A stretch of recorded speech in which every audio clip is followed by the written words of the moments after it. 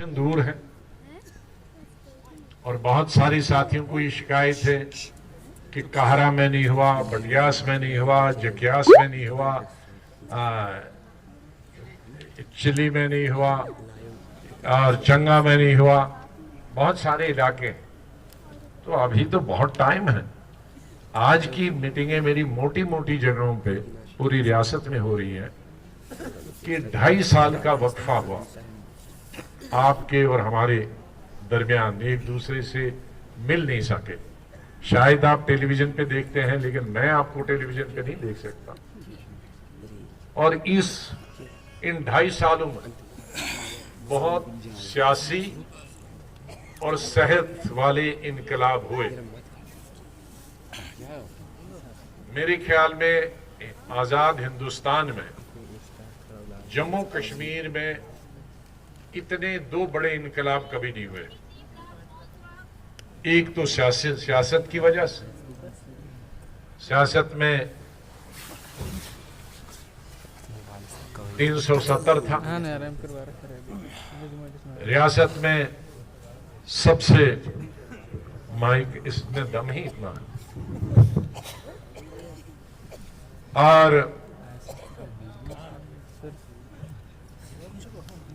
State सबसे पुरानी state, 250 साल पुरानी स्टेट थी।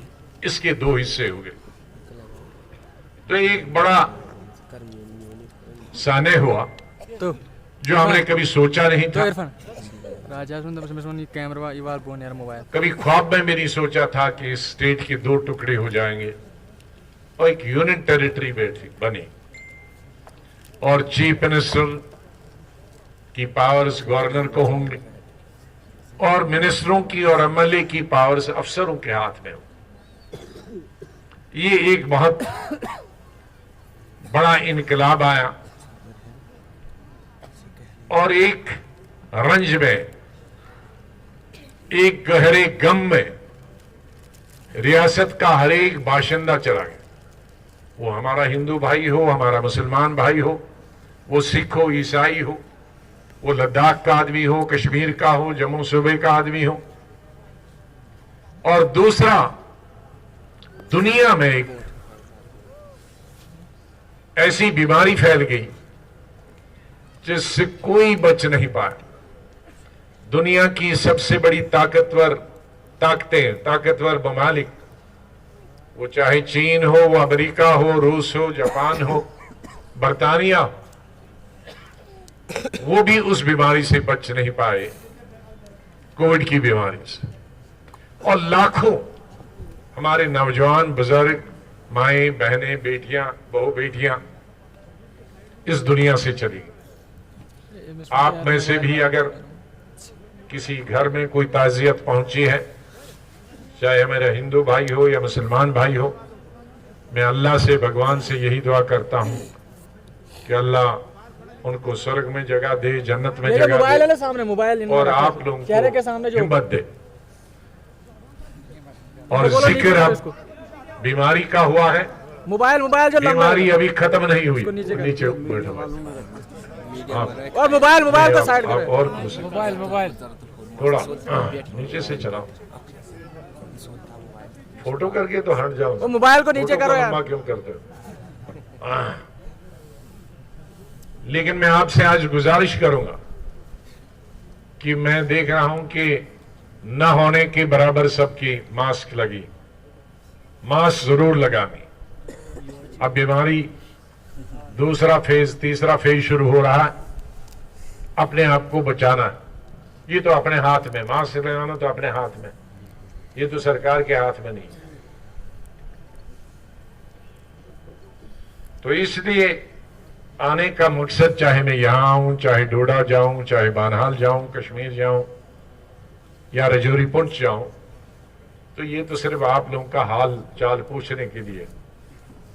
इसमें कोई वोट हम मांग नहीं रहे, क्योंकि इलेक्शन का कोई अभी पता नहीं कब होगा, कैसे होगा, कैसी कॉन्स्टिट्यूंसियां होंगी, कैसी उनकी तश्कील दी जाएगी, कैसी शक्ल दी जाएगी, वो सियासी तौर पर कॉन्स्टिट्यूंसियां बनाई जाएंगी, रूलिंग पार्टी की इना पर बने जाएगी कि सीधे जो इलाके हैं बड़े हैं उनको कॉन्फ्रेंस या वहां की बढ़ेंगी, इसके बारे में कोई जानकारी अभी नहीं। लेकिन जरूर ये कहूंगा कि इन गुज़िश्ता 6-7 सालों में वो हिंदुस्तान नहीं रहा जो 7 साल पहले था। गुज़िश्ता 3-4 सालों में वो जम्मू कश्मीर नहीं रहा जो जम्मू कश्मीर आपने देखा था, हमने देखा था, या जिसका चीफ मिनिस्टर मैं था, वो आज जम्मू कश्मीर नहीं। बहुत बदल गया। बदलाव हमेशा जिंदगी में आते हैं और 2 किस्म के बदलाव होते हैं। एक बदलाव खुशहाली के लिए होता है, एक बदलाव तामीर और तरक्की का दौर होता है, एक बदलाव पसमानदगी को दूर करने का होता है, एक बदलाव बेकारी बेरोजगारी को खत्म करने का होता है, और एक बदलाव पीछे की तरफ ले जाता है, गुर्बत की तरफ ले जाता है, जहालत की तरफ ले जाता है, बेकारी की तरफ ले जाता है, बेरोजगारी की तरफ ले जाता है। हमारे वक्त में जो बदलाव आया था वो खुशहाली का था। लोगों के चेहरे पे मुस्कुराहट, सड़कें बने, स्कूल बने, अस्पताल बने, अस्पतालों में डॉक्टर हो, स्कूलों में टीचर हो, डिग्री कॉलेज बने, हायर सेकेंडरी कॉलेज बने, मेडिकल कॉलेज बने, लोगों को खाने पीने की चीजें सस्ते दामों पे मिले, बिजली गांवों में जाए, दूर दराज इलाकों में जाए। ये खुशहाली का दौर था। और दिल्ली से कुछ स्कीमें थी, उनका भी फायदा उठाना, जिनका जिक्र मेरे साथियों ने किया कि जहां हमारे पहाड़ों पे काहल जुगासर जैसा, कित्थर जैसा, ये तमाम इलाके, बजवा जैसे इलाके, चलिए मनोकोटा जैसे इलाके, जहां हम सोच नहीं सकते कि कभी सड़कें बनेगी या डिस्पेंसरियां बनेगी, लेकिन वहां के लिए, चाहे जहां दलित हमारे भाई रहते थे, हमारे गुजर भाई रहते थे, बकरवाल भाई रहते थे, और हमारे वक्त में ये कोई तमीज नहीं थी कि हिंदू कौन है, मुसलमान कौन है, गुजर कौन है, बकरवाल कौन है, कश्मीरी कौन है। हमारा मकसद था कि जिसको जो जरूरत है उसकी पार्टी कुछ हो, उसका धर्म कुछ हो, उसका मजहब कुछ हो, अगर गरीब है और दूर दराज इलाके में है तो उसको सुविधाएं दे दो। लेकिन आज वो हिंदुस्तान नहीं है, आज वो स्टेट नहीं। पहले उसके धर्म को देखा जाता है, फिर उसकी पार्टी को देखा जाता है, फिर उसने हमें वोट दिया कि नहीं वोट दिया, ये किस गांव में है, किस मोहल्ले में है। अगर कांग्रेस को वोट दिया है तो उसको कुछ नहीं मिलेगा, अगर उसका धर्म और कुछ है तो भी नहीं मिलेगा। अरे ये आप स्वर्ग बना रहे हो, आप नरक बना रहे हो।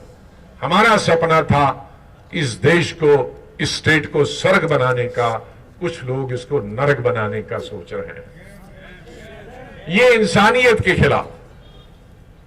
इसे भगवान अल्लाह कुछ भी कहें आप, वो कभी माफ नहीं करेगा, क्योंकि अल्लाह ने लीडरों को बनाया है इस दुनिया में इंसाफ देने के लिए। जो भी हुक्मरान आता, पहले बादशाह हुकूमत करते थे, वजीर हुकूमत करते थे, लेकिन जब जमहूरी निजाम आया तो तब prime minister, minister, chief minister, MLA, MP और अब जिला परिषद, डीडीसी, बीडीसी, सरपंच करते हैं। लेकिन इनका काम क्या है? इनका काम है इंसाफ बैठना। अल्लाह ने यह नहीं कहा है कि मैं मुसलमान हूं तो सिर्फ मुसलमानों को इंसाफ दूं, ये हिंदू है तो इसका काम सिर्फ हिंदू को इंसाफ देना, या ईसाई है। नहीं, अल्लाह ने कहा है इंसान की खिदमत करना। यही कुरान में है, यही गीता में। वहां धर्म के आधार पे अल्लाह ने गीता में या कुरान में ये कभी नहीं कहा है कि सिर्फ एक धर्म की सेवा करना। नहीं, उसे अल्लाह भगवान कभी माफ नहीं करेगा। सबकी सेवा करनी, और यही हमारा नस्बुल्लैन रहा। लेकिन आज वो नहीं हो रहा। जो स्कीमें हमने शुरू की थी, मनरेगा की स्कीम, जब मनरेगा के 3-4 साल चलने के बाद में भले सा आया, हेलीकॉप्टर से आया, तो मैंने यहां हमारे साथियों से पूछा, अरे ये मकान तो सब कोठे तो टीन में बदल गए हैं। मैं इसी तरह से कश्मीर के गुर्रेज एरिया में गया हेलीकॉप्टर से, तो मैंने कहा भाई 3 साल पहले मैं आया था गुरेज में, तो यहां एक भी छत पे टीन नहीं थी, ये टीन कहां से आ गए? कहा टीन जी जो आप लोगों ने मनरेगा की स्कीम दी, ये उसी में टीन आ गए, क्योंकि हर घर को रोजगार मिला।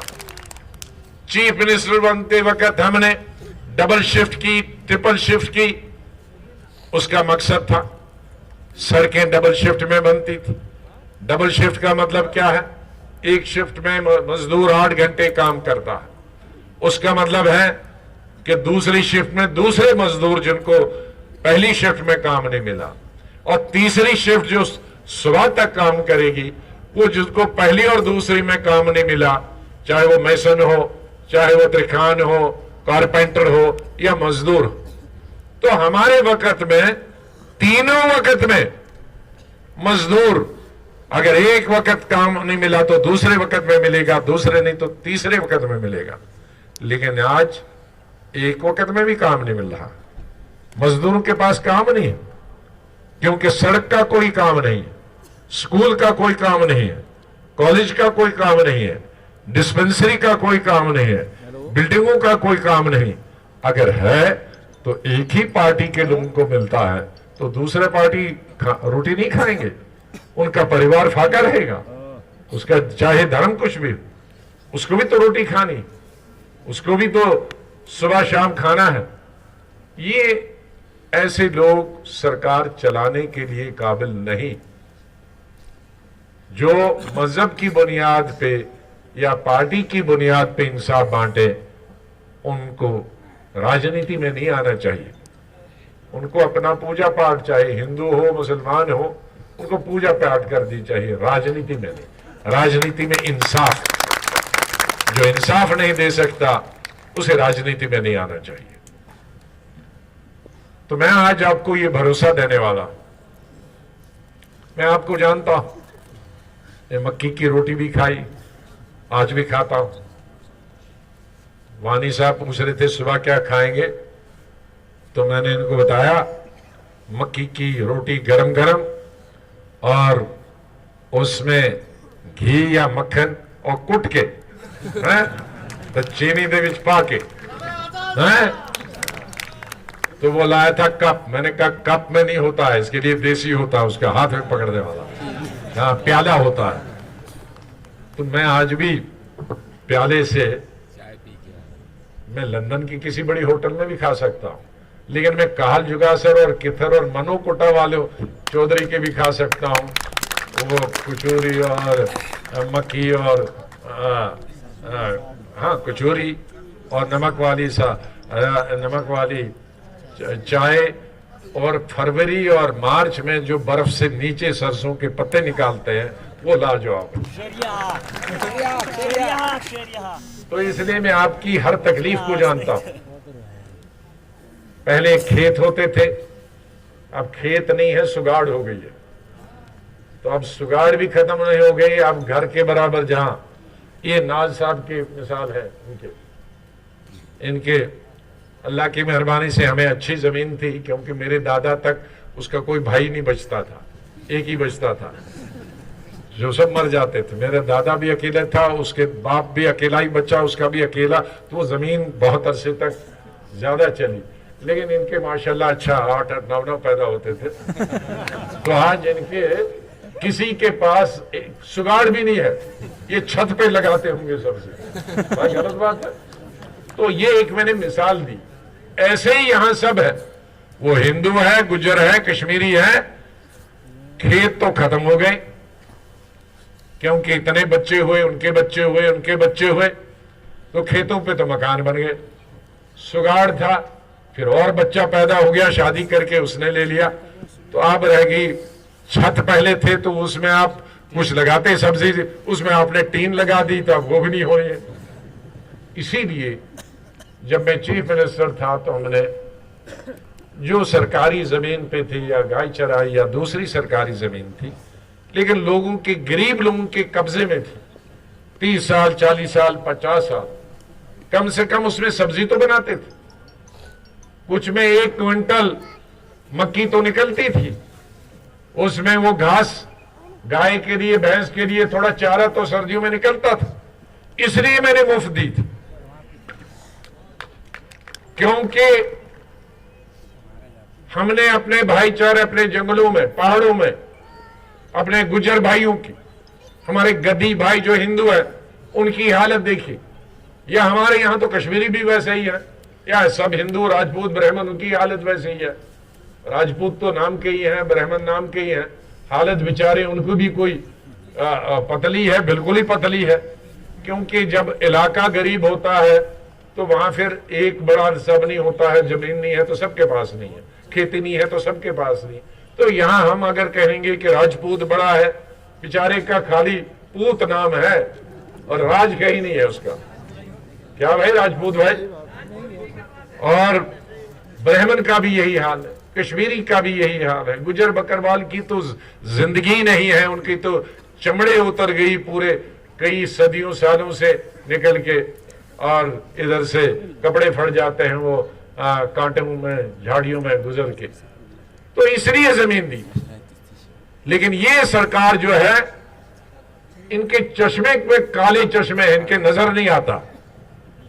इनको सिर्फ शहर नजर आते हैं, हवाई अड्डे नजर आते हैं, एयर कंडीशन महल नजर आते हैं। लेकिन हम चूंकि गांव से निकले, हमको गांव के गरीबी भी नजर आती, हम गुजरों के कोठे भी नजर आते, हम गधियों के वो भेड़ बकरियों में ठिठरते हैं, पेड़ के नीचे रहते हैं, उनकी जिंदगी भी मालूम है। इसलिए वो फैसला लिया था। लेकिन इस सरकार ने 1947 में जिन लोगों को जमीन मिली थी वो भी छीन ली, सरकारी जमीन भी छीन ली, गाय चराई भी ली, रोशनी हमने दी थी, वो आपकी आंखों की रोशनी भी छीन ली। रोशनी का मतलब है कि 2 वक्त की रोटी खाएं तो आंख में नजर आए, इन्होंने वो रोशनी ही आंखों की निकाल दी। तो ये सरकार अंधी है, बहरी है, सिर्फ गूंगती नहीं है, बोलती 24 घंटे है, लेकिन अंधी और बहरी सरकार है। इसलिए इनको गुर्बत नजर नहीं आती, इनको जहालत नजर नहीं आती, इनको नौजवान लड़के और लड़कियों की बेरोजगारी नजर नहीं आती। अगर नजर आती तो इस तरह के काम गरीबों के साथ नहीं करते। वो हिंदू गरीब हो, मुसलमान गरीब, वो सिख हो, ईसाई, वो हमारे स्टेट का बाशिंदा, इस तरह से स्टेट को हम उजड़ने नहीं देंगे, स्टेट को बर्बाद नहीं होने देंगे, हम अपने लोगों को गरीब नहीं होने देंगे, हम अपने लोगों को भूखा प्यासा नहीं रहने देंगे। इसलिए हम मांग करते हैं कि स्टेट के इलेक्शन हो और इस ब्यूरोक्रेसी से, इस यूटी राज से हमको निजात मिले और आपको अपना हक वापस करें, आपको अपनी जमीनें वापस करें, आपको नौकरियां दें, आपको कामकाज दें, आप सड़कों की तामीर करें, आप अस्पतालों की तामीर करें, आपके अस्पतालों में डॉक्टर आ जाए।